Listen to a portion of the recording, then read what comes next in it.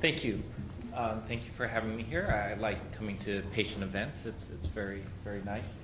I thought first we would just go over some research that we're doing, and it's okay if you don't understand all of this. I mean, it's a science, and not all of us did well in high school science. But the important point, the reason why I'm presenting you this is that there's a lot of active research going on in scleroderma and autoimmunity. I mainly study autoimmunity, and I study all forms of autoimmunity from mouse models to humans. I'm really interested in scleroderma. We just started studying scleroderma, and we had some interesting ideas. That's how we got our funding. So I thought I would just spend some time talking about different types of research that is ongoing in this area in Northern California. And then we would talk about wounds after that. So the point, again, is to just know that there's cool stuff going on. So if you're getting lost a little bit, that's okay. I initially started studying autoimmunity by studying autoreactive T cells because a lot is still not known about how autoimmunity occurs and why we have autoreactive T cells. T cells are a type of white blood cell. We have all different types of white blood cells, so many different types that it would take a long list. But in a broad category, we have T cells, and there's many different types of T cells. T cells are unique because they have a unique receptor. So every T cell has its own unique receptor. And if you figure that we only have so many genes inside of our body, how can we have so many unique receptors? Because a gene encodes a receptor. And the way the T cell does this is it rearranges its own gene. So its receptor is made during its development by building blocks. It builds its own receptor. And that way, if it has enough building blocks, you know, you have almost an infinite number of different receptors to build. This is advantage. There's an advantage to this because then you could look inside of a patient and see which T cell is expanded, because when the T cell sees what it considers to be foreign, it starts to expand.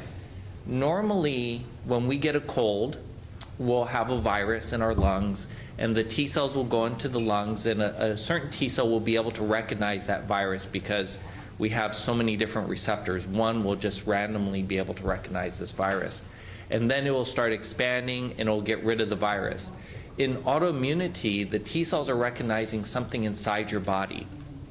For scleroderma, we don't know what that is, but the T cells recognize something, they expand, and you could imagine you could clear a viral infection by getting rid of all the virus. But in the setting of autoimmunity, the immune response could never clear the pathogen because the pathogen is ourself. So you can't get rid of your own proteins because they'll continuously be made. So in this setting, we can look for these abnormal expansions in patients with autoimmunity, and we do a genetic test, and the genetic test will give us a peek if there's an abnormal expansion in that patient. So we could look at. That's okay. Doesn't bother me. So this is a fancy genetic test, and it gives us a peek every time we see a aberrant T cell expansion. And technology is flying by so fast that we don't even do this type of test anymore. We do even a more advanced test. But for many years, we were doing this types of tests. When we look in normal people, they also have aberrant T cell expansions too. So the question is, which T cell expansion is causing autoimmunity? And one way we could do that is by following that T cell expansion into the skin. So if you have a skin-mediated autoimmune disease, you could see, is this abnormal expansion actually going to the skin? Because if you have something expanded because you have a lung virus, it shouldn't be going to the skin. Or if you have a liver infection, you know, your T cells shouldn't necessarily be going to the skin and expanding. So we were able to figure out which expansions we think are bad by following them to the sites of pathology. And then the other thing we were able to do, this was our little trick that we did, was that we could actually look at the surface of the T cell. So who cares if there's a T cell expansion? What does that tell us? If we have an expansion of abnormal cells, that doesn't tell us anything unless we're able to characterize those abnormal cells. So the next thing we did is we came up with a strategy that would allow us to characterize just that clone, that abnormally expanded clone. And the reason why that's so hard to do is because we have so many cells in our blood. How can you pick out a single clone from this, billions of cells that you have in your body and characterize it? So we came up with this strategy that would allow us to continuously enrich for that population. And once we got down to a more enriched population, then we could actually pull it out using a technique called flow cytometry. This technique uses lasers to detect cell surface molecules, because you stain the cell surface with different molecules that would light up when it's hit by a laser. Anyways, this technique allowed us to find the very small population of what we thought were autoreactive T cells. And then once we have found them, then we could characterize their surface. So in this experiment, we're actually characterizing the surface of what they look like. So now we have a picture of what the cell surface looks like of what we think are autoreactive T cells. So we were the first to do that. And then another thing we started to do was we started to look at what happened to these T cells when patients were started on different types of immunosuppression, because unlike other forms of autoimmunity, immunosuppression is kind of hit or miss for scleroderma. Sometimes patients have a decent response, but most of the time they go on immunosuppression and it doesn't do that much for them. So we want to look at some patients that didn't have a good response to immunosuppression, and so what happened to those T cell expansions. And we looked at this patient, and this was before she was started on immunosuppression. She had 2 small expansions, one here and one tiny one here, and this is what happened after immunosuppression. It basically killed, the expansions got larger, and that's not because the cells liked the immunosuppression, but they were just resistant compared to the other cells in the body. So after the immunosuppression, in this particular case, I don't want to say that if your doctor is starting on immunosuppression that it's a bad idea. But in this particular case, the patient had abnormal expansions, and then after immunosuppression, this was very strong immunosuppression with cyclophosphamide, those expansions grew larger. And the reason why they grew larger by this assay is because all the other T cells were killed except for the ones that were abnormally expanded. So it didn't help, and it didn't help the patient in this case. Other things that people do for scleroderma now, and it's very promising, it's a bone marrow transplant. I'm not a bone marrow transplant surgeon, and I don't follow any patients who go under bone marrow transplant, but bone marrow transplant seems to be very helpful. But then patients often relapse afterwards. So we decided to look at mice and see what happens before and after bone marrow transplant. Do they get back their this is not a mouse model of scleroderma, but it's a mouse model of autoimmunity. And we want to see what happens after we eliminate all their cells. Do they get back the same expansions that they had prior? And what we found in this model was that we have cells here. We eliminate them with antibodies in this case. We try to delete all of them inside of the mouse, and then we let the mouse repopulate, because the mouse has bone marrow. It continuously makes new cells. And we found that we got the same expansions, even in old mice or young mice. We got the same expansions after we depleted them. But some people could say that, hey, you didn't deplete all of them. You didn't wipe every single last cell out. So then we decided to do it by bone marrow transplantation, similar to the way scleroderma patients are treated. And again, we found the same thing. After bone marrow transplant, the animals were able to get the same exact T cells back, and they were very susceptible to autoimmunity. There was a period for several months where they didn't have the same expansions back. So it takes a long time after bone marrow transplantation, it takes a long time for these autoreactive T cells to come back, but in the animal models, they seem to be able to come back after enough time. And that kind of matches up with what we're seeing clinically in these patients who are treated with bone marrow transplantation. That doesn't mean that it's not a good strategy, because if you kill down the immune response, you might be able to prevent it from coming back easier than you could treat a bad immune response, if that makes any sense. Okay, then I want to just go and talk about some other types of experiments. We're not only following autoreactive T cells, we're not only trying to characterize autoreactive T cells, but we're actually trying to make new therapies for different types of autoimmunity, or even T cell malignancies. We kind of feel that everything's lumped together. If we're interested in treating autoimmunity, maybe some of these same drugs would be good at killing T cells that are not only aberrantly expanded, but maybe malignant ones too. So we looked at different channels to inhibit. We found inhibitors for different channels, and we're trying those out. Usually people don't think of these ion channels on T cells, because you think of nerves as having ion channels because you have to conduct electric signals through the nervous system. But T cells also have these ion channels, and they talk to the inside of the cell. So they depolarize just like a neuron would depolarize. So we're actively seeking this type of therapy for scleroderma. We think that it might be very good to treat fibrosis, because some of these ion channels are very important in the fibrotic state. So maybe if we can't cure the patient, at least we could slow down the fibrosis pathways by inhibiting these ion channels. The reason why these are neat is because they're only on the cell. There's different ion channels for different types of cells. So neurons have different ion channels than T cells, and T cells might have different ion channels than fibroblasts, for example.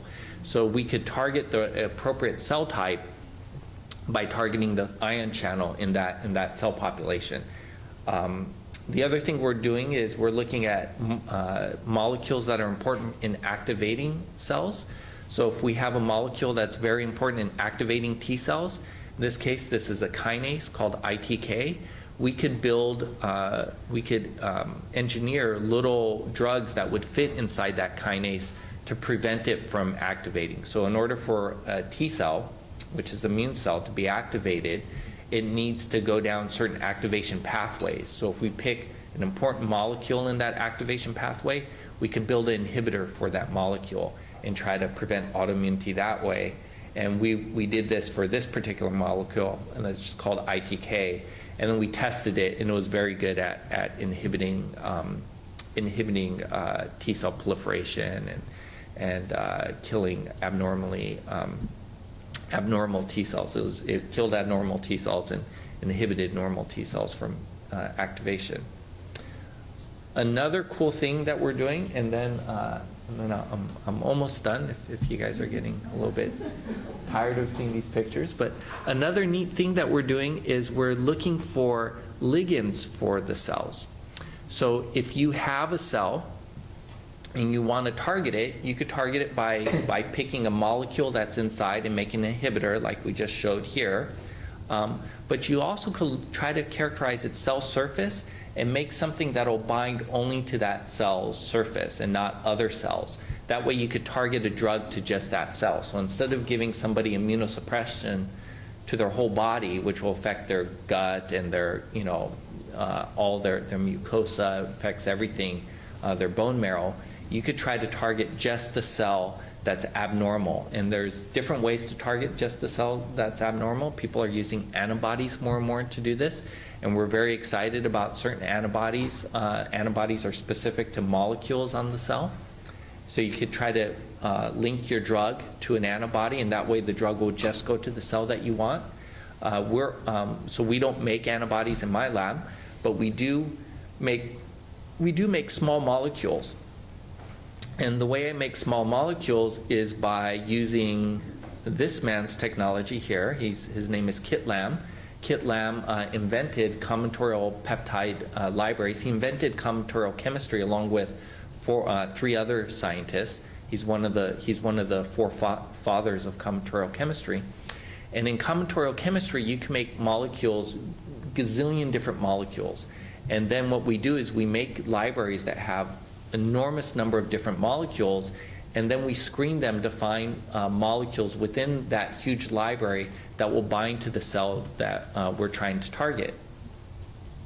So in this case, we're doing that. We're using abnormal T cells, and we're trying to find which molecule would bind to it. So each bead, and these are very tiny beads, each bead has a different molecule on it, and basically we just pan the cells in with a whole library of beads, and if a bead contains a molecule that will bind to the cell that we want, then all the cells will rosette around that bead. So you can see that this bead doesn't have any cells binding to it, but this bead is full of cells binding to it, and that's because that bead has a molecule that targets the cell that we're interested in. Then we could link different, so then we isolate the molecule to figure out what it is, we sequence it, and then we could synthesize it in large quantities, and we could start tagging it with different things. So in this case, we're tagging it with something that is fluorescent, so we could see it by flow cytometry. We could use lasers then to find it, and we're showing that it, in this assay here, you have, so in this assay here, if it's fluorescent, it moves up. So it moves up. So this one, this cell has, and these are abnormal cells, and they nicely bind to the molecule that we discovered, and as do these. Whereas cells that don't have the surface molecule that we're interested in, they don't bind to our special bead. So that's kind of neat. And again, the reason why we're doing these types of experiments is because we want to find tags that will take the drugs to the appropriate target cells. So if we just link the drug to our tag, then we'll know that instead of going all over the place, it'll be preferentially targeting the cell that we're interested in. Okay, so UC Davis UC Davis has a long history. It was the farm school for Berkeley. So UC Berkeley was the first UC college, UC in the UC system, the first UC university in California, and it was established more than 100 years ago. And during that time, agriculture, as it is today, agriculture was a very important part of California economy. But UC Berkeley was not training farmers, and it was not doing a good job at training, teaching agriculture. So the state of California, the state government said, hey, you know, you were giving all this money for the California system, and we are not even training our agriculture people. You know, our agriculture people who are really interested in farming and want to get an education, they're having to go to Europe. And that's ridiculous because taxpayer money should be educating them here for free. In those days, the University of California was free. So UC Berkeley said, fine, you know, we'll fix that. We'll make a campus and we'll dedicate it to agriculture. And it was part of Berkeley, but it was just the Berkeley farm campus. So they scanned all of California, and they said the Davis area was the best for farming education. It had great farmland, and it had a good area to build a university. So they bought a bunch of land in Davis. One of the, I believe it's the largest campus out of all the universities, and they started teaching their agriculture there. So it was not UC Davis, it was just UC Berkeley, the farm campus. And it was like that for a long time. I don't know how many years, but it was like 50, 60 years. It was UC Berkeley, just the Davis farm campus. Then they have the initial structure. This is like a grain silo from back then. It's still there. It's now they sell food in here. It's not a grain silo anymore. And they also have, this is an old picture of what the campus used to look like. They had, these are dairy research areas, the creamery and the horticulture building. I don't know what they did in there, but it was all agriculture. So eventually UC Davis was able to get its independence and establish itself as its own university. But it still has this strong agricultural roots. When they recently this year, they released the top the top rankings for agriculture in the United States, and UC Davis was ranked 1.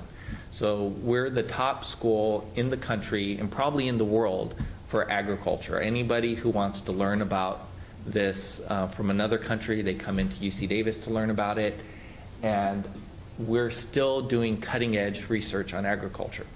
Now, I wasn't interested at all in agriculture because I'm an immunologist. I'm interested in the immune system. But the agricultural campus came to me and they said, well, you know, you're now a part of the Foods for Health Institute. And I said, great, what do I have to do? And they didn't have much for me to do. But then their scientists started coming and presenting me data, and I was very fascinated. I said, well, maybe we could apply this to the immune system. One fascinating thing they found was that the mother's breast milk has certain sugars in it, and you know, initially I thought that wasn't so exciting because, you know, I'm lactose intolerant, so I know milk has sugar in it. But they discovered that they discovered that breast milk actually has certain sugars in it that are so complex that the body could never digest. These are not just like table sugar where you have one little sugar coming and another little sugar coming together. These are very complex sugars that have many, many sugar monomers making this very complex structure. And nowhere else in the body did they have that except for in breast milk. And everywhere else in the body they are making these complex sugars too, but they're attaching them to something. But in breast milk they're floating around free. And they found that this sugar was not to feed the baby because the baby can't digest it. This sugar was to feed the appropriate bacteria in the baby's gut. So just like the baby needs its nutrients, if it has the wrong bacteria growing in its gut, then the baby's going to get very sick. So only a healthy bacteria could digest human breast milk sugar. So I thought that was fascinating. Then they also found that there was a bunch of peptides, small little protein fragments. We all knew that milk had some protein, but they found that in mother's milk there was a bunch of little protein fragments in there. And then we started looking at that and the effect that those had on the immune system. But I was then thinking about autoimmunity because that's my main interest. And in autoimmunity, there's a bunch of sugars that are involved in autoimmunity. So you might have heard of autoreactive antibodies. If you have scleroderma, they might look in your blood to see if you have anti-centromere antibodies, anti-sclerosis antibodies, topoisomerase, RNA polymerase, all these weird ANA, all these weird antibodies that you have floating around in your blood. Well, it turns out that an antibody is not functioning if it doesn't have a sugar molecule on it. So I decided to say, well, let's figure out what type of sugar molecules are on the antibodies. And the reason why this is exciting is because we've made huge leaps and bounds in proteomics and in genomics.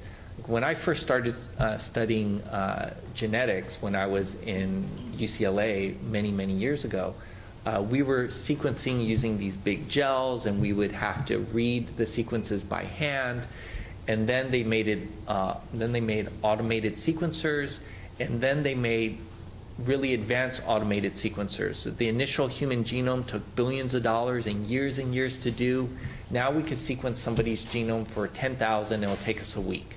We could sequence every gene inside your body. And in a couple of years, they think it's going to be $240. In proteins, people are now have these very sophisticated machines to look at the proteins, and they've made crystal structures, so they actually have the picture of a protein by making its crystal structure. But all of those leaps and bounds we've made in other fields, we haven't made in the study of sugars. So even though the sugar is attached to the protein, the crystal structure that we get when we look to see what the protein looks like is missing the sugar molecule. So if you think about this, it's like knowing that you have a person, but you don't know what clothes they're wearing, because the sugars are what covers the proteins. If you know somebody's genetics doesn't necessarily mean that you know what kind of sugars, what kind of clothes they're going to wear. Because if you have a twin sister, and that twin sister, let's say, you were separated at birth, and she grew up in Holland, and you grew up in, California, you reconnect, even though your genetic makeup is identical, you're probably going to be wearing different clothes because you had different environments. And that's the same for these sugar molecules. These sugar molecules are going to look different in different people because the environment is different. There's no DNA that encodes what the sugar molecules are going to look like. So it's really important to look at the glycans, sugars, these complex sugars, in the setting of autoimmunity, because they're the ones that are telling the proteins what to do. Without the sugar, the protein doesn't know what to do. In many cases, some proteins don't have sugars, but most cases, proteins have sugars, and the sugar either regulates the function of the protein or actually gives the protein its function. So if you have one sugar, the protein goes off and does one thing. If you have a different sugar on it, the protein goes off and does something different. And again, the reason why I got interested in this is because UC Davis is an agricultural campus, and they know everything about sugar. And they've already done most of the work for me. So my job was just to apply this incredible science to the immune system. This is a picture of what the cell surface looks like. These are the proteins on the cell. This is the inside of the cell. This layer is the cell membrane. These little dark things are the proteins. And then all of this fuzzy stuff, that's the sugar. So you could see that if you don't know what these sugars are, then you don't really know a lot about the cell.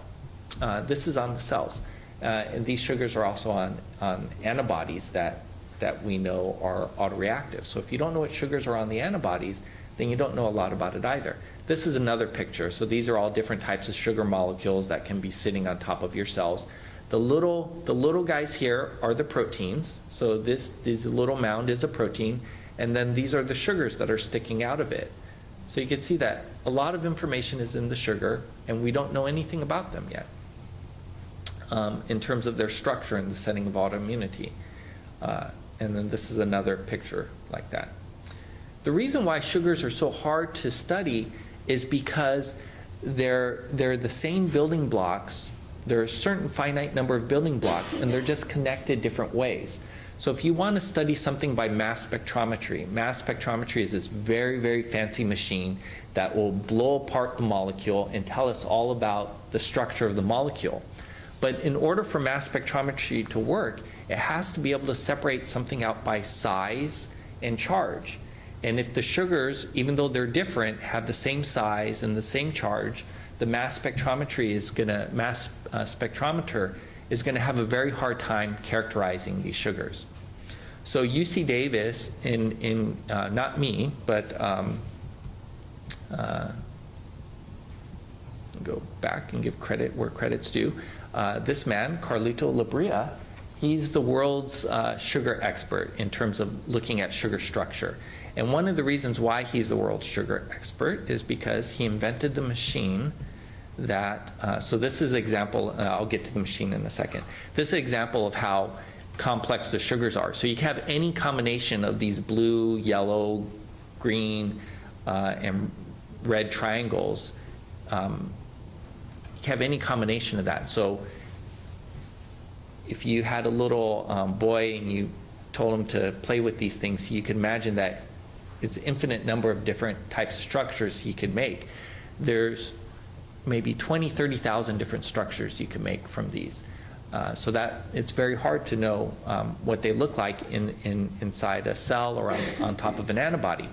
So Carlito Labria, that man I just showed you the picture of, invented the machine that allows us to do this. And he used a mass, together with Agilent, it's a company, he invented this machine. And he's a scientist at UC Davis. So this is a mass spectrometer, just like the ones that we use to characterize proteins, but he made a nano chip that separates out the glycans, separates out the sugars before they go into the mass spectrometer. because the mass spectrometer is unable to separate out the sugars by itself, because they all have, or many of them have, the same charge and the same size. So he made a little nano chip that fits right into this big machine. You can see the patient, the scientist inserting it here. And he was able to make this with a special column. It's porous graphitized carbon. This is an example of what it looks like. He was able to make this special nano chip, and then now the glycans, the sugars, are separated by size and charge before they go in the mass spectrometer. And then the mass spectrometer is able to give us the structures pretty nicely with a bunch of complicated math and programs and that, but that I'm not an expert in. But they were able to start looking at structures of sugars in more detail than other people had done prior. So prior to this, lots of people were trying to do it, but his machine does it log better than the other machines. So with this in mind, we started to want to look at autoimmunity. So we put together a group of people interested in autoimmunity, including some people interested in scleroderma. We put together a whole group of people interested in autoimmunity, and we asked them to send us samples. We're very interested in blood samples and skin samples and saliva samples and urine samples, all different kinds of samples. And we asked them to send us their samples, and then we would process them in this advanced way. So this is his methodology, and he's really streamlined this. Usually for one sample, it would take a day to process, but he's to the point where he could process 100 samples in a day. It's a lot of work. And in the future, he thinks he's going to be able to process 1,000 samples in a day. There's many different things we have to do now. It's a lot of work. In addition to just getting the samples and processing the samples, there's many different ways to prepare the samples, and there's many different questions to ask with the samples. So that's what I'm doing. This is an example of one of the things we do. One of the things we do is we just take some blood, separate out the serum in the blood, which is the non-cellular part of the blood, and then cleave off, because in the blood, these sugars are attached to proteins. So we cleave off all the sugars from all the proteins in the blood, and then we just analyze them all together. This is important because we want to look for signatures for different autoimmune diseases. We feel that if you have this one type of autoimmune disease, that you probably have a certain type of pathology in your body that's similar to somebody else with that same autoimmune disease. And that pathology we could see by looking at what sugars. We could see a profile in the sugars that would match that pathology. So that's one thing we're doing. But the other thing we're doing is, like I said, we're actually looking at, so in this case, we're looking at all the sugars, but we don't know where they came from. We just know they came from the serum, but we don't know what protein they were attached to. We don't know where on the protein they were attached to. So since antibodies are so important in autoimmunity, we wanted to look at the antibody and actually say exactly what sugar is at what site of the antibody. And inside your body, when they do these tests to see if you have, again, sclerosemide, anti-centromere, anti-nuclear antibodies, ANA antibodies, they're just looking at something that's called IgG. It's one broad group of antibodies, family of one type of antibody. But actually, that big group could then be subdivided into many different types of antibodies based upon the genes it used to make the antibody. So you could have, for example, IgG1, IgG2, IgG3, IgG4, IgG2A, IgA, IgM, all different types of Ig, and Ig just stands for antibody, immunoglobulin. So not only did we want to look to see what sugars were on those antibodies, we wanted to see what sugar was on each type of antibody in patients in normal healthy controls and in patients with autoimmunity. And we did this again and again. We did this many, many times, and we were able to classify what type of antibody it was by doing this advanced proteomics analysis, and we were able to look to see what if any sugar was a marker for a certain type of autoimmunity. Again, we have 20,000 sugars, so we're hopeful that we'll find some that will be markers of autoimmunity. And indeed, we were able to find many sugars that mark different types of autoimmune diseases. In this case, we're separating out patients with one type of liver autoimmunity from patients with another type of liver autoimmunity, and healthy controls. And that's really exciting. For you guys, that's exciting too, because some of these types of autoimmunity, they run with patients with scleroderma. So not lots, but there's a group of patients with scleroderma that also have primary biliary cirrhosis, for example. So we're now able to say that, oh, these sugars are associated with this form of autoimmunity, not with healthy controls. These are form of that autoimmunity. Now, that doesn't mean that much yet, because at least at this point, well, I'll show you why it does mean something soon on this side.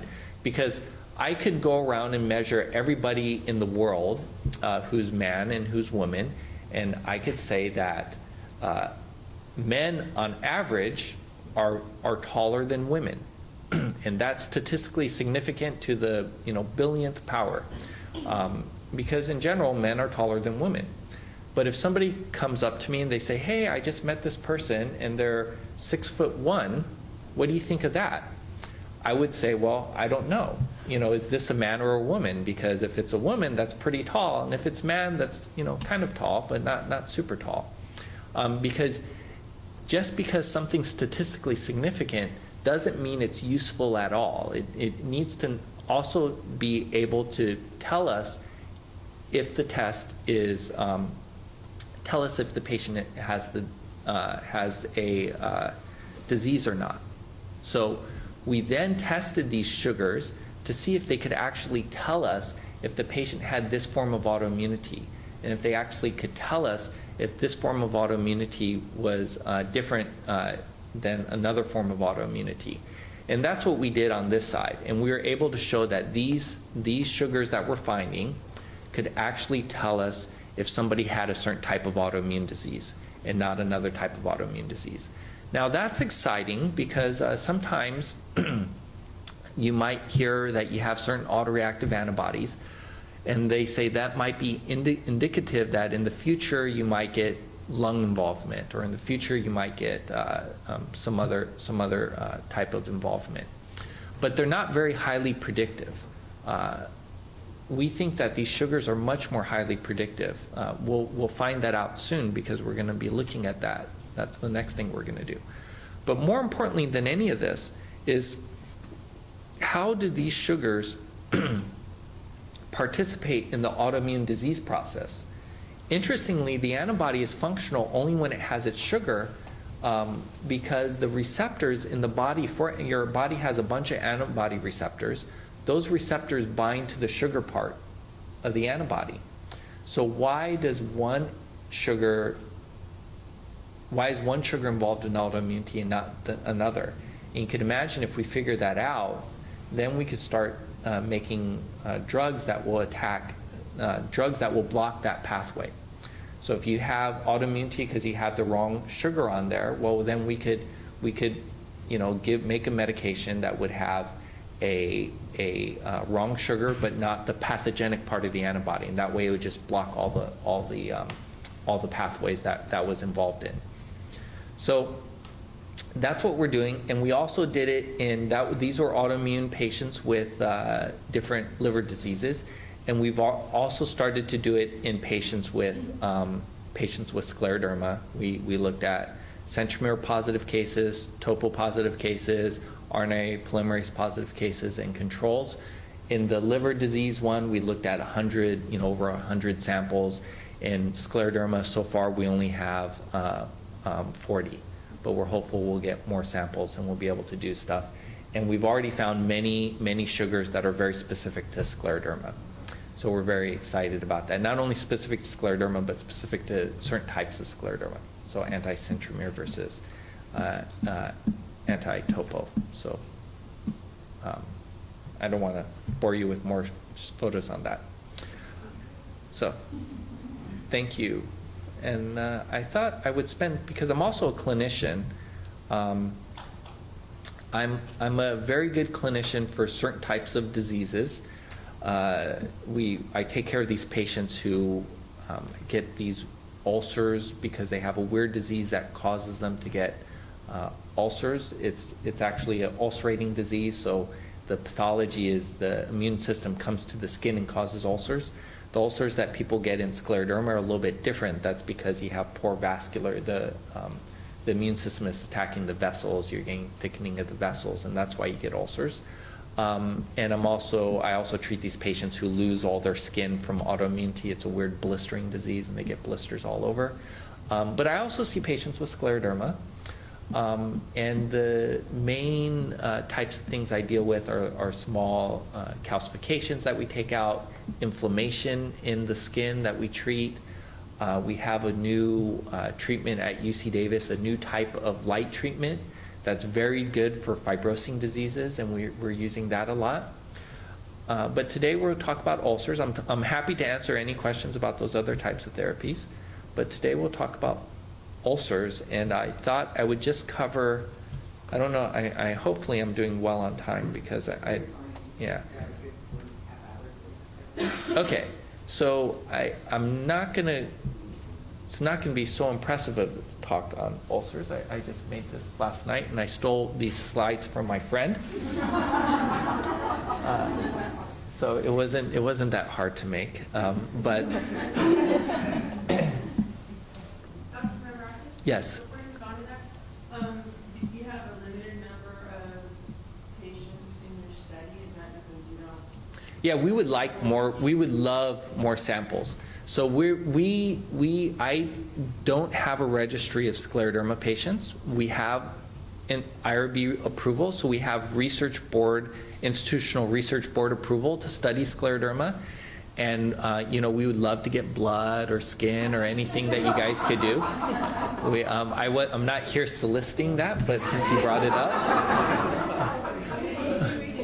Yeah, that would be great if I could get. The important thing about Maureen Mays, she's a phenomenal physician, but also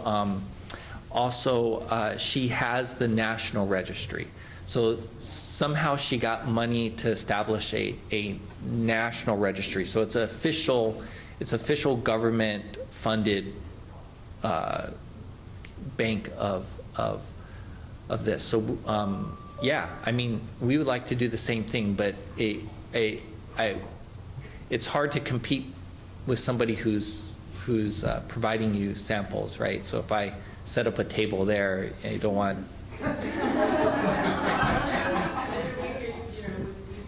educational conferences a year in Northern California, maybe more. So if there's one that she doesn't go to, then you could invite me. So our chapter educational conference. Okay. So Julie can talk to you. Everything to know set up a week. Yeah, we'll be very happy. Like for the local people, we could even do house calls, but we would like to get some samples if possible. My understanding that Maureen Mays' registry is closed. She's no longer taking blood samples. It might be closed because maybe her grant ran out, but she still has the samples in storage. Right, but she's not soliciting samples. Oh, very interesting. So yeah, maybe that would be no competition. Maybe it would be good for us.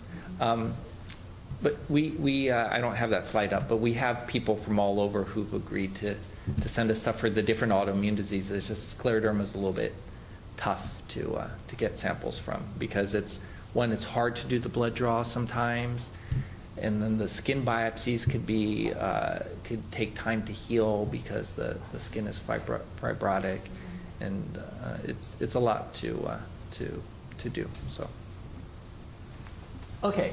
So this is a wound healing for scleroderma. It's I'm just going to talk about some things about wounds that you might not know. I don't run a wound healing clinic, but I was trained in a wound healing clinic, and I do take care of some things for the scleroderma patients, like the cutaneous calcinosis. If it's these small calcium deposits in the fingers, we try to remove those very carefully. They're often much larger than we anticipated from what they look like on the surface, but those can be very painful, so we try to move those out. So I have no financial disclosures. I'm on like advisory board for AmGym. I give talks, but I never accept any payment for those types of things. So for example, I'm going on the 25th to AmGym to serve on one of their advisory boards, and all that money that I get paid just goes donated to the university, to student education, to physician education. That's where all that money goes. So I have no reportable financial disclosures. Maybe one day I'll change my mind, but so far I'm okay. My daughter's not in college yet, so I think I'll be okay. So we all know that patients with scleroderma have skin fibrosis, internal organ involvement, but the skin fibrosis could be a problem for a variety of reasons. You could get little digital ulcers, you could get lower extremity ulcers. The wound healing process is very complex. It's a very interesting process of how a wound heals. If a wound is going to heal or not is based upon a couple of things. One is the size of a wound. So if a wound is too large, it's going to have a harder time healing. That might seem, self-explanatory, but it's true. The larger the wound is, the less likely that it's going to heal. Another thing is how much bacteria is on the wound. So we used to let wounds dry out. I don't know if you've ever had a scratch and you put a Band-Aid on it, and then your mom would say, okay, now get some air on that, let it dry out. We used to do that. Now we know that that's not a great idea. And the bacteria that's on top of the wound, our skin protects us from bacteria. Bacteria would love, we're like an incubator. Bacteria would love to live inside of us and be nice and warm and have all of our nutrients. But the skin protects us from that. So when you get a wound, that bacterial colonization will prevent a wound from healing. And then the length of time a wound is there would prevent it from healing. So even if it's a small wound, if it hasn't healed in a year, chances are getting much exponentially lower that it's ever going to heal. So you want to try to, if you get a wound, you want to try to take really good care of it, because the longer it's there, the less likely it's going to heal. So you want to try to promote it to heal as much as possible. Hair follicles help the wound heal, because you have these stem cells inside the hair follicle. So even if you get a wound, the hair follicles are deep in the fat, in the superficial fat. And those, if you don't burn out those hair follicles, they could actually help send out the new keratinocytes, the new skin cells, to heal up a wound. When you get a wound, you get a clot, which is, we know that we clot at the site of the wound. That's good, because that's environment for the cells to grow in. If something's really dried, though, it's like a roadblock. If you have a scab that's really, really dry and stuck on there, the cells don't like growing into that. It's like growing into concrete, so they have to grow underneath, and they kind of grow across, and then they push that out. Okay, so this is just going over the stages of wound healing. Importantly, you have immune cells, you have platelets, and you have immune cells, macrophages, neutrophils. Your immune system is involved in wound healing. Just like your immune system fights off infection, when you have a wound, the way that the wound heals is the immune system comes in there and it starts organizing that area, so you can get new blood vessels to grow in, so you can convince the skin cells to grow across. And that's called granulation tissue. You need blood, you need a blood supply in a wound for it to heal. You need to have somebody set up the scaffolding for all the cells to grow across. And that your immune system does that. And you can imagine if you have scleroderma that you might have abnormal immune response in this setting. So that's what's looking at. And then here, even after the wound has healed across, you might think that, oh, your wound's healed. It hasn't healed yet, unfortunately, because the inside, you just have these are, the skin cells are keratinocytes. Those are the superficial layer. So the skin cells grow across, but then you have remodeling inside. You need to have the appropriate environment for those skin cells to live on top of. And that could take up to 2 years for that to entirely remodel. So that wound that just finally healed has a high chance of breaking down again because it's actually not healed, just the skin has grown across. Okay. So chronic wounds are when you have a failure or delay of one of the many wound healing components that we talked about. You have this really orchestrated regulatory signals that come into play, and those are given off by the immune system. So if you have any abnormality there, then you're going to get some pathology. So chronic wounds are wounds that have failed to proceed through an orderly and timely series of events to produce a durable structure and cosmetic closure.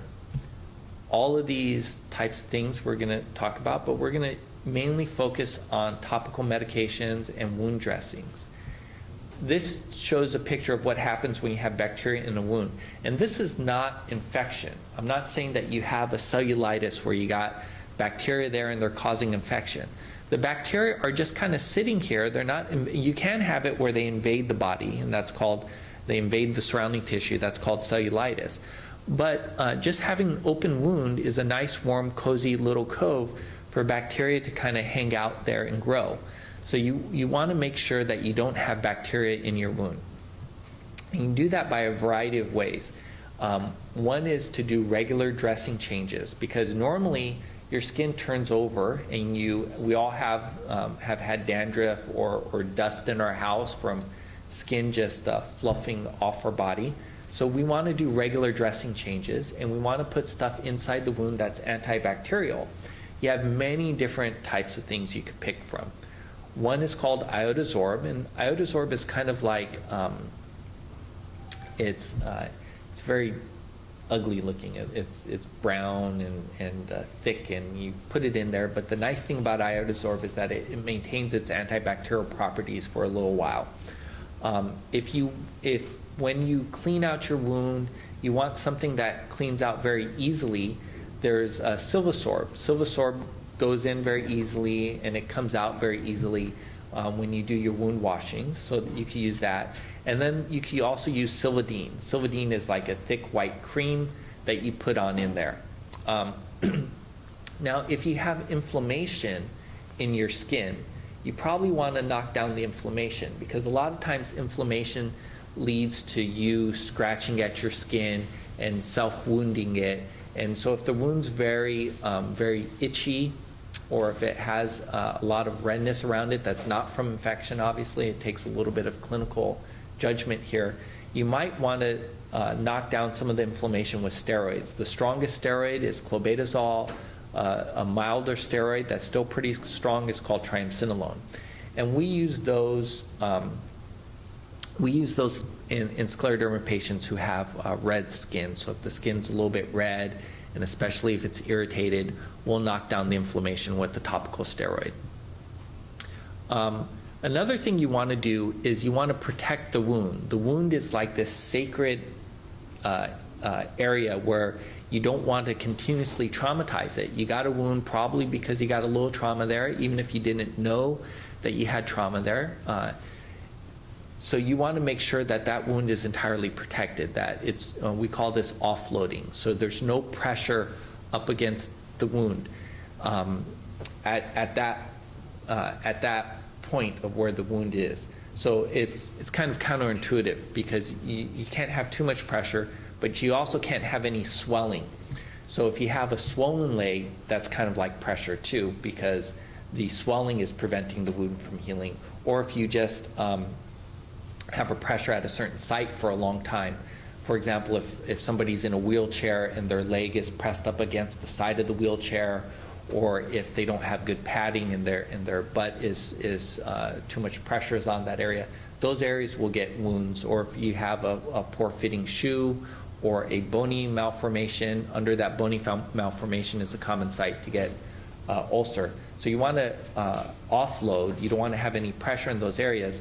But if your leg is swollen or if the extremity is swollen, then you want to have that compressed. There's all these different types of compression that we use. So in scleroderma, it all depends on how well the blood supply is. If you compress too much, then you could knock off the blood supply, and then that becomes an issue. One of the not very compressible applications is called an Unaboot. This doesn't compress the leg that much. It more prevents it from swelling too much. There's other compressions that we use that's called Pro4. All these highly Circades are all these very advanced types of compression. But unfortunately, in patients with scleroderma, you can't use a lot of these compression dressings because the vascular supply might not be good. But Unaboot is pretty safe. This is a soft gel cast that doesn't really hard. It's impregnated with zinc oxide paste. It's very goopy, and you put that on top of the wound, and it'll prevent the leg from swelling too much, and it promotes wound healing. We use it a lot in patients who we don't want to compress very tightly. Now, in terms of dressing the wound, how do you dress the wound? Normally, we dress the wound depending on what the wound's doing. So if the wound is making lots of fluid, you have these exudative wounds where they're producing lots of fluid. Then you want something that soaks up the fluid. If they're not producing a lot of fluid, then you don't need something like that. You might want something that's non-stick. So that's kind of tailored to what the wound is like. But what I want to talk to you about is that now there's a lot of very high-end cellular dressings. These dressings are very expensive, but they really promote wound healing. I'm not 100% sure that they're worth the price because they're very expensive. These are artificial bioengineered skin grafts, basically. One is called Apligraft. This is made from real cells, and basically the wound environment is abnormal in a chronic wound, and you could put this cellular dressing on there to try to create a more normal wound environment, and that'll promote wound healing. There's another one called, so this is Apligraft. There's a very similar one called Dermagraft. And you could see here that here they're applying this was the wound here, and they cut out the Apligraft and they put it directly into the wound, and then they covered that with the dressing, and then they covered the leg. And this is a similar setting. Here's a wound here, and they're cutting out a Dermagraft, and they're putting that in there. This is important because sometimes if you have scleroderma, you don't want to be taking, you might not have good skin anywhere, but all your skin might be a little abnormal. So if a wound, sometimes we'll use a skin graft to heal up a wound, but that's really hard to do in a patient with scleroderma. So there are these artificial skin grafts. They're not approved for scleroderma wounds. They're most likely never going to be anything approved for scleroderma wounds because there's so few patients and you have to do a huge randomized controlled trial. So these are approved for diabetic wounds. At least I think that's their indication. Maybe venous stasis wounds as well. Anyways, they work pretty well. Not positive they're worth the price, but they work pretty well. There's another type of dressing that's not a cellular-based dressing. So these two are actually living cells that you're putting on the wound to get it to heal. There's another type of cell, acellular dressing, that has no cells in it whatsoever. That's called Oasis. When we showed the initial pictures, you need the immune system to come into the wound to set up the appropriate scaffold for the blood vessels to grow into and for the cells to grow across. So Oasis is that scaffold. So you can buy the scaffold from a company and place that into a wound, and that'll help the wound heal as well. Oasis is a lot cheaper than those cell-based therapies, and it might work as well. We don't know. It's approved as a wound dressing. It's not approved as something that would speed up wound healing, but we think that it speeds up wound healing, and it might do it as well as the advanced cellular-based dressings. Then there's a bunch of stuff that's kind of voodoo, but might work, might not work, not 100% sure. I don't know if anybody's had any of these things done, but if you have a larger wound, you can have a vacuum assisted closure device. This is a vac that just, you put this material into the wound, you seal it to the outside, and then it just sucks. It just sucks intermittently at the wound with a vacuum. So they have that. They have hyperbaric oxygen, where you go into a chamber and you get high oxygen to the wound. You could have ultrasound done to the wound. And then now for those people who are interested in like alternative medicine, there's topical honey called Meta Honey. That lots of people are using that on burns. Hasn't been studied in scleroderma wounds. It's very popular, and it's made. I don't know how rigorous the manufacturing process is, but it's not the same as you just buying honey off the shelf. This is specially manufactured honey, so don't just put normal honey on your wounds. You're saying it's coming from the hive? It does come from the hive, but it's manufactured. Again, not an expert, but it's manufactured for wounds, so it has a certain quality assurance. So honey from the hive could have spores in it, things like that. So this is specially devoid. Hopefully, I'm not speaking for the company, and they're not giving me any money. So it's supposed to be devoid of things that could possibly harm you. So how could you do that? Because if you boil it, then it takes away the beneficial. I don't think they're boiling it at all. I think they're just making sure they're doing quality checks to make sure there's no spores, and again, not my area. This alternative medicine is not my area, but Medi Honey is used now in our wound care clinic just for people who want to put something on like that on their skin, and it's also used in the NICU, like little babies. The mothers sometimes prefer something that's natural, so they'll use it on that. Okay, I think that's my last slide. So any questions? Yes. Can you comment on wounds on fingertips, because that's a particular problem with people with scleroderma, and it's hard to protect that from wet and from some light trauma because you're using your hands all the time.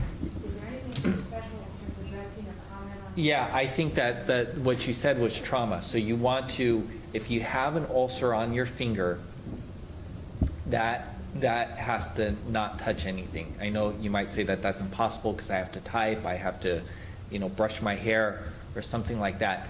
But that area has to be protected from further trauma, and it can be very hard to do that. You can get little finger rubbers to see if that would work for you. They sell lots of different little. They're like rubber thimbles that might make the area too moist underneath, but probably is not that bad for wound healing. You want to be very protective, and most of those wounds are from vascular pathology. So the little blood vessels, the little blood vessels that are taking oxygenated blood, they have a special wall in them. In scleroderma, you get proliferation of that wall, which makes the blood vessels harder to transmit the blood, and they could vasospasm. So it's very difficult. Go ahead. Would the soaking in Epsom salt, is that helpful? I think doing something that is doing something that will lower the bacterial load is important. So if the wound has eschar on it, something that's black, you want to remove that because that's not good for wound healing. But when something's on the tip of the finger or on the sides of the finger, often in these scleroderma patients, it's not that far away from bone. So I don't want to debride and then hit the bone, because that's infection of the skin is one thing, and infection of the bone is totally different, and you don't want bacteria touching the bone. So you can debride with topical collagenase, and to get rid of that's topically, you're not manually debriding. You use a topical collagenase to dissolve that eschar, and then doing something that will lower the bacterial load on there is good, like these Iodosorb, Silvasorb, Silvadene. That's good. And if you like doing soaks, you can do some soaks that would not, you shouldn't have your fingers soaking all day, but if you want to do like 5 minutes every day of a soak, there's many types of soaks that you could do that would lower the bacterial load. None of them have been studied in scleroderma. Epsom salt would be kind of like to clean the area. So if you're having problems gently cleaning it, then maybe a little Epsom salt soak might be okay. That might be possible. You could also do an extremely dilute bleach soak. People do that for children who have atopic dermatitis. That lowers their bacterial load. I don't have the dilution of bleach, but if somebody's interested, I could do that. You can also do a very dilute vinegar soak, where you do like maybe 30% vinegar or 50% vinegar. You could do that too if you're interested in soaking. But ultimately, keeping it dry is probably the idea too. Is that correct? You don't want to keep it dry. Oh, you don't want to keep it dry? No, because Like if you wash your hair or something and the water gets there, that's not harmful? well, you want to. There's different types of dry. Like, you don't want it to dry out, because you can imagine if something's dried out, if you go to the desert that's dried out, you're not going to want to walk across the desert. So those keratinocytes are not going to want to walk across something that's dry, because there's nothing to feed them there. It's like a desert. So you don't want it dry. You don't want something. You don't want something that's soaked in water for too long too, because that could cause another problem. But definitely dry is bad. You want something moist. That you put the Silvasorb on there, Silvadene on there, something that the cells won't mind crawling through. That's important. I'm sorry. Go ahead. Yeah, is there also, she has one right now, it's not open, it's just very sore, it could progress to something like that. Is there, someone we're talking about Epsom salts, we're talking about things that might prevent it from getting to the open stage, and Yeah. very sore, very. So it's- if its ulcer needs to have a break in the skin, so if there's no break in the skin, then it's not an ulcer yet.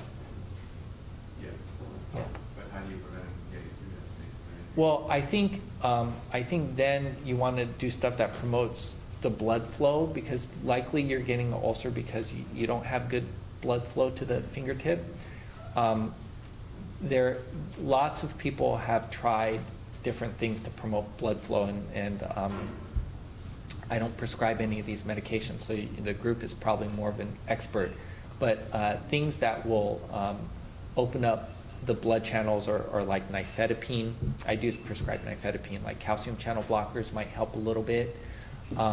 Things like vasodilators like Viagra, things like that might help a little bit. So you just want to promote, and then you want to prevent trauma. So you don't want that finger touching, being pushed against anything. And those are the main things that.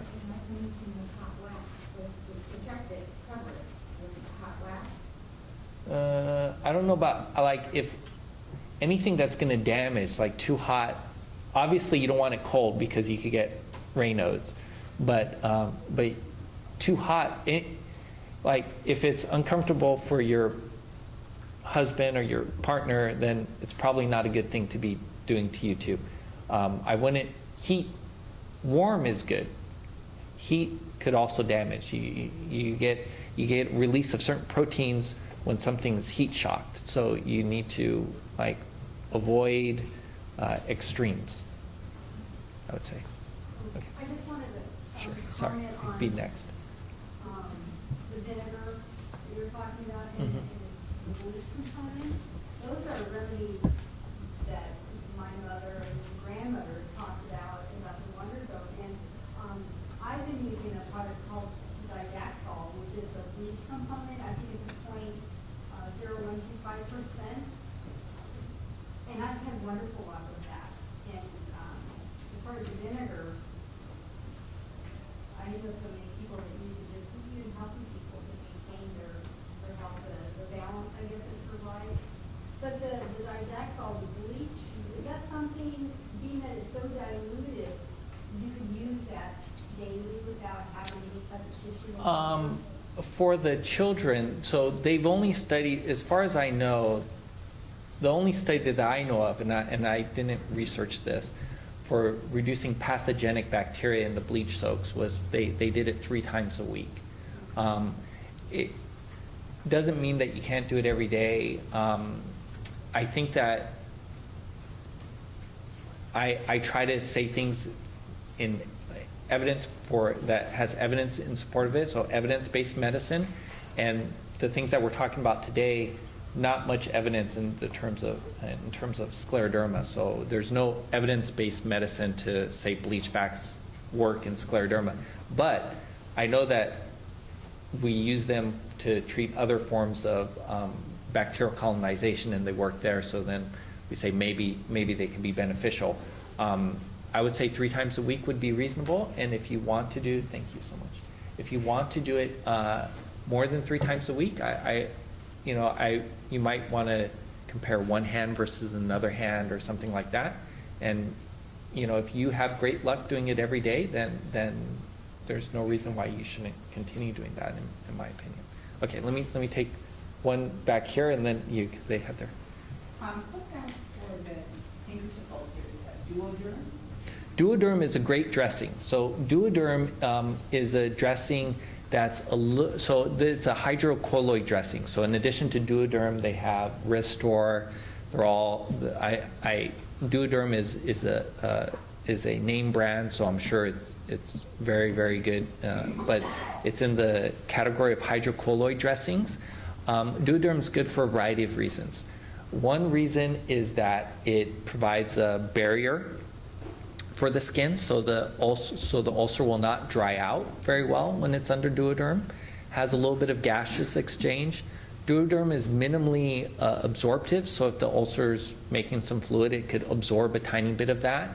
The other thing is you could get it in all different thicknesses, so it might stick out a little bit, but maybe you could get a thinner version of it. It'll provide a tiny bit of padding there, so it'll protect it from trauma. So it's best for thinner ulcers, like erosions, and maybe preventing something from ulcerating once you know that the area is damaged. Once you have a major ulcer there, probably not going to be quite as helpful. But if in your experience it works, I have no objection to the Duoderm. Duoderm's not prescription. It's just a little expensive. I think you could. You can get it in Israel, so there's some pharmacies that just buy like one piece, $5 a thing, and it's like $6 for one piece like that, or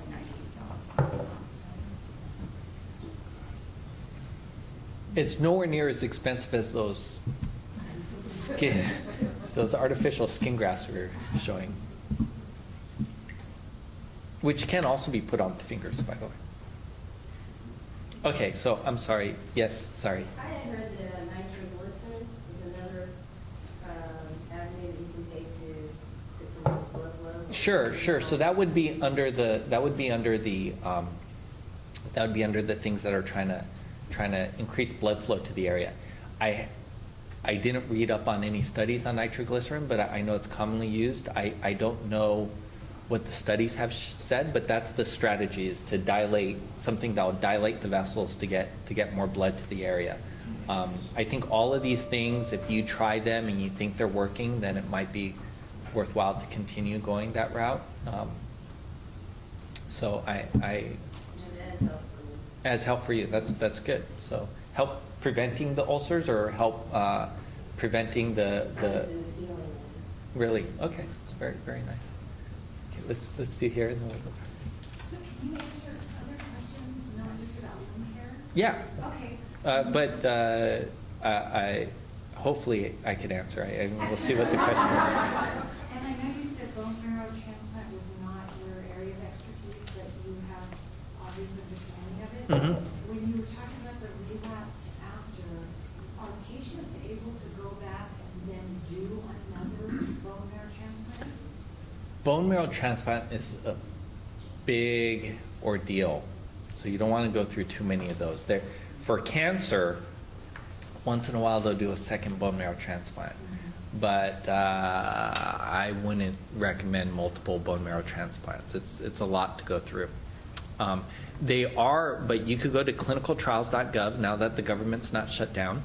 You could go to clinicaltrials.gov, and they have excellent clinical trials either in the planning stages or just starting for scleroderma. And if you were going to get something like a bone marrow transplant for your scleroderma, I would do it through an official clinical trial rather than a local hematologist, because that way, whatever your outcome is, it's being used for other people as well, and all of the regimens were they put a lot of effort into thinking about that. So I know there's one really good one where they're combining it with CellCept after to try to prevent the reoccurrence try to prevent the relapse. So they give you the bone marrow transplant and then they give you CellCept afterwards. And you can find that in clinicaltrials.gov. Okay, so yes. Yeah, well, just on the nitroglycerin question, what we discovered after a while was that you got a problem on the fingertip, put the nitroglycerin down here, not at the tip. Mm-hmm. And that apparently is the better way to do it. That comes from a doctor who was looking at what we're doing and said, wait a minute, you shouldn't be putting it there, you should be putting it here. Very, very neat. So, same thing with the feet on there, you put it on the end of the toe, it's closest to the foot rather than the Yeah. I think all of these things, it would be nice if there was because in order to do a research study in scleroderma, it's extremely hard because you need to get all the patients together, and then you need to have inclusion criteria, you need to go through IRB approval. It takes a long time, but it would be neat if there was actual database where people could physicians just could enter in, oh, we did this and it happened to have this effect, and then other people could try and do it that way. Try to, I don't want to say, I mean, you shouldn't do research without IRB approval, but there should be some place where people could report outcomes, and then maybe somebody could try to do statistical analysis on that. So, because we're allowed, it's kind of funny because we're allowed to do medicine off-label. For example, nitroglycerin is not approved for scleroderma ulcers, I'm almost positive. But you're allowed to prescribe it, and if something like that worked, you're allowed to then write a case report and say, hey, this happened, the patient was started on this, and this is what happened. You're allowed to do that for, there's no exact definition on when something goes over to research and when something doesn't. Everybody has different definitions, but if there's no statistics involved, if it's only 1 to 3 patients, and if it's done in a retrospective fashion rather than a prospective fashion, most people don't consider that research, and you're allowed to publish that without IRB approval. But as soon as I start saying, well, I want to get 20 patients with scleroderma and put 10 on this regimen and 10 on that regimen, then it's considered research, and then that takes a lot of money and time to get approved. Where it would be neat if we could just write about stuff in a scientific way that somebody could then do stats on later. Okay, any other questions? One last question Okay. on your original recording presentation. We went to a presentation at another conference, and they were talking about the influence of genetic variability on trials of drugs, and the concern from the person presenting that, it might have been Michelle, is that you can take one group and you give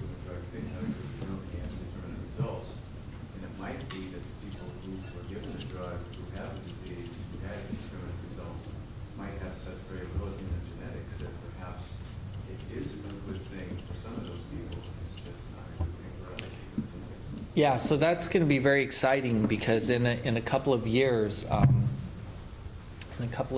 like 5-10 years, the sequencing of the genome is going to be common, so cheap that we can sequence everybody's genome and put them on a trial, and then not only say, oh, people with this type of scleroderma did better, we can say people with these mutations in their genome did better, but people with these mutations in their genome didn't do better.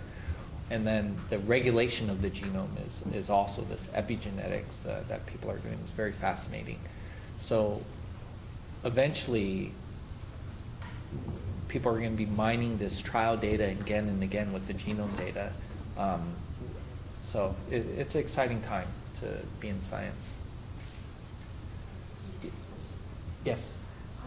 It doesn't say dermatology, but with family members, they say it's not hereditary, but yet, like my sister Mary, our mother has lupus, our cousin has lupus, her daughter has Crohn's disease. I mean, do you know anything up to date on that? Well, scleroderma does have a hereditary component. Like before since it didn't run in families, there's some families that have it. Like some families have multiple members with scleroderma. But since there wasn't many families that had a strong family history, it wasn't considered strongly genetic, but they've done GWAS studies and they found some genes that are associated with scleroderma. It's not like other autoimmune diseases that are more strongly linked to genetics, but they have done these large genome-wide association studies, and there is some genetics associated with scleroderma. Yes? You had mentioned about the light.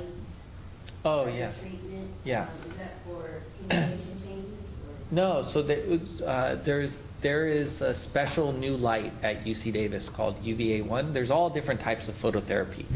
That's where, the dermatologist says, don't go out in the sun because you're going to get sunburn and that's going to give you skin cancer, and they tell you to wear your sunscreen and all that.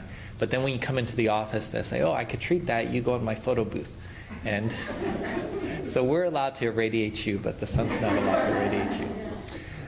We have all different wavelengths of light that we use. There's narrowband UVB, which is 311 nanometers. There's broadband. There's UVA.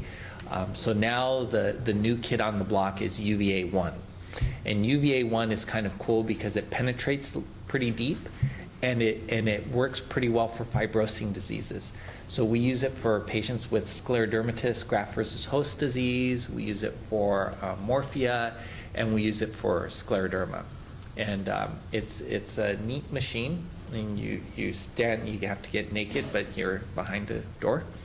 And you stand in this machine, and it radiates you from both sides, and it works really well on fibrosis. So what is that supposed to do? You said treat the fibrosis? Treats the fibrosis, yeah. So lots of different things UV radiation does. One is if you have inflammation in the skin, depending on the wavelength of the radiation, it could kill those inflammatory cells. It could cause the remodeling of collagen. So in scleroderma, you have too much collagen. It could cause that to be remodeled, so you could get some mobility back. Again, I don't know what UVA1 is approved for, so I know that it's most likely not approved for scleroderma. So I'm not saying that it's an approved treatment for scleroderma, but it works. Yeah, it's been used for especially sclerodermatous graft versus host disease. It's been used, yes. So it works very well. So something else you could do. Yes. When you were talking about sugar profiles, that is fascinating. Thank you.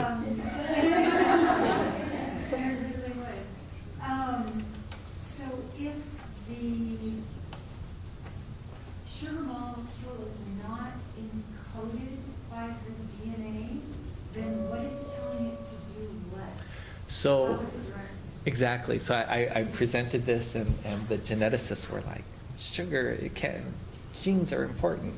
So of course, genes play a role, because just like when we get dressed, if we don't have arms, we can't put on our stuff. So genes encode for certain glycosyltransferases and mannosidases, enzymes that remodel the sugar. So your genes do encode that. But it's the environment that will dictate what type of sugar molecule is there. For example, if there's certain types of immune stimulatory molecules in the environment, that would signal the cell to put together a different type of sugar molecule. Or if the building block is there. Just when I told you, if you have two twins, one goes up in one area, they're going to put on different clothes because there's different clothes in those areas. The monomers that make these sugars are sequestered. They're available sometimes, not available other times. So depending on what's in the environment is what type of sugar that's going to be made. And so our argument is that this fibrosing environment is going to be unique to Scleroderma, and so we're going to have a unique sugar profile in that setting. Also, we believe that the sugars are playing this is theorizing, that the sugars are playing an important role in the fibrosis because the molecules of the immune system need the sugar to function a certain way. And so if one type of sugar is on there, the molecules are going to be functioning differently.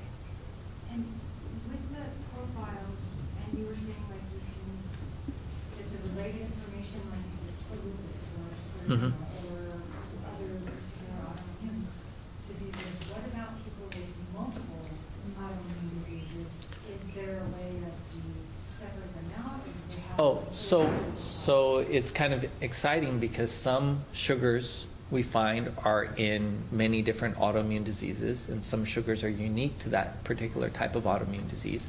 So what we haven't done this yet, but we want to look at the profile. And we've looked at the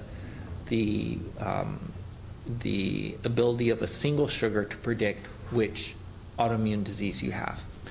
But what we want to do is we look at all the sugars that we find associated with the different autoimmune disease, and we throw out the profile, and how well does your profile match the typical profile in this disease. And it might be that your profile matches up with a couple of different diseases.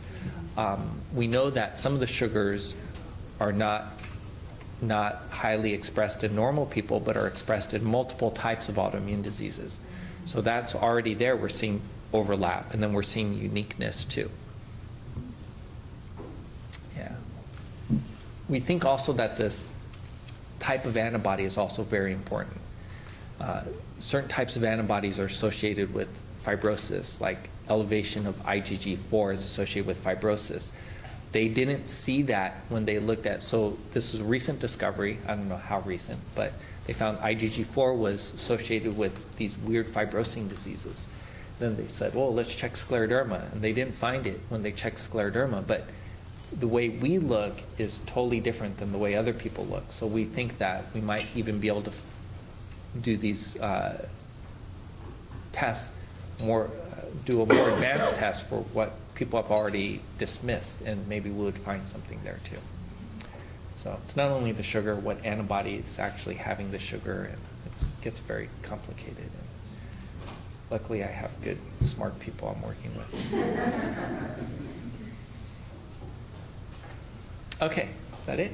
Thank you. Thank you.